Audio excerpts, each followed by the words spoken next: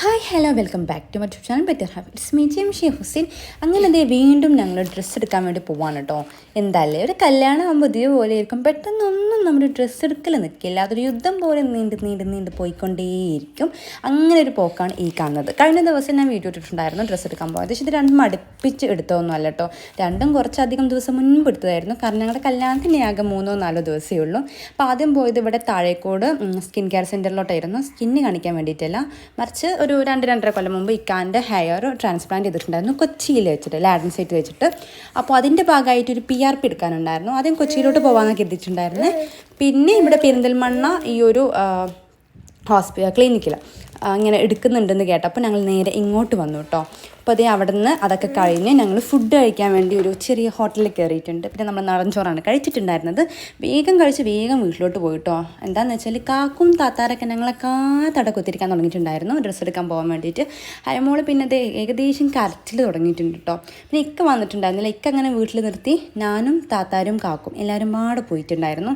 ഇമ്മാക്കും വരാൻ പറ്റിയില്ല, കാരണം ആ ഒരു ടൈമിൽ മൂത്തമ്മ ഹോസ്പിറ്റലിലായിരുന്നു. അപ്പോൾ ഉമ്മ മൂത്തമ്മാൻ്റെ ഒപ്പം ആയിരുന്നു കേട്ടോ. അപ്പം ഞങ്ങൾ അങ്ങനെ പോകുന്ന രംഗമാണ് ഈ കാണുന്നത്.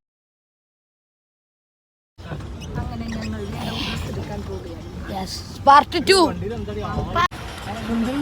ആ കാറ് എന്താ വരുന്ന കാറ് ഫുൾ സെറ്റ് കാറാണ്.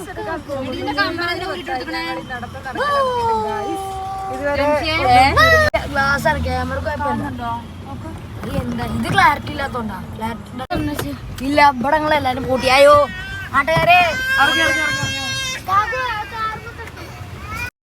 ആദ്യം പോയത് ഫാമിലിയിലോട്ടാണ് കേട്ടോ, പെരിന്തൽമണ്ണ ഫാമിലി. അവിടെ പോയിട്ട് ഡ്രസ്സ് വരെ എന്തൊക്കെയോ എടുത്ത് കഴിഞ്ഞിട്ടുണ്ടായിരുന്നു. എന്നെ കൂട്ടത്തെ പലതും താത്താരും എല്ലാവരും വാങ്ങുന്നുണ്ട് കേസ്. കാരണം ഞാൻ അറ്റത്താണല്ലോ, അപ്പോൾ എനിക്ക് വേഗം ഒന്നും എത്തിപ്പെടാൻ പറ്റില്ല.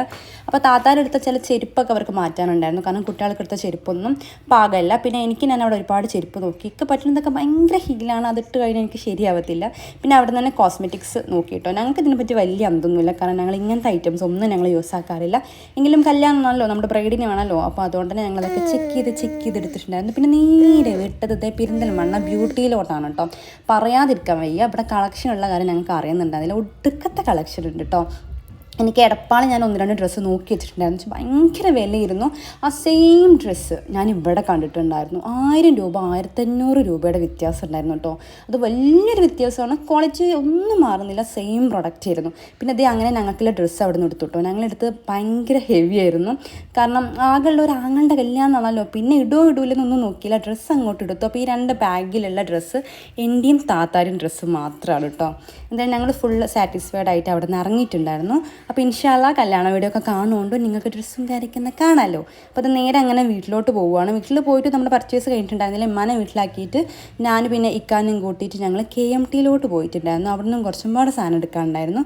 അപ്പോൾ അത് ഏകദേശത്തെ ഒരു അലച്ചിൽ കഴിഞ്ഞിട്ടുണ്ട്. ഇനി ബാക്കിയുണ്ട്, ബാക്കി ഇനി നെക്സ്റ്റ് വീഡിയോയിൽ വരും കേട്ടോ. അപ്പോൾ ഇൻഷാ അല്ലാഹ് ചാനൽ ആദ്യമായിട്ട് കാണണമെങ്കിൽ പ്ലീസ് ഒന്ന് സബ്സ്ക്രൈബ് ചെയ്ത് കാണണേ. പിന്നെ അത് ഓഫറിൽ ഡ്രസ്സസ് വേണ്ടവരും എൻ്റെ ചാനലൊന്ന് കണ്ടു നോക്കൊണ്ടു.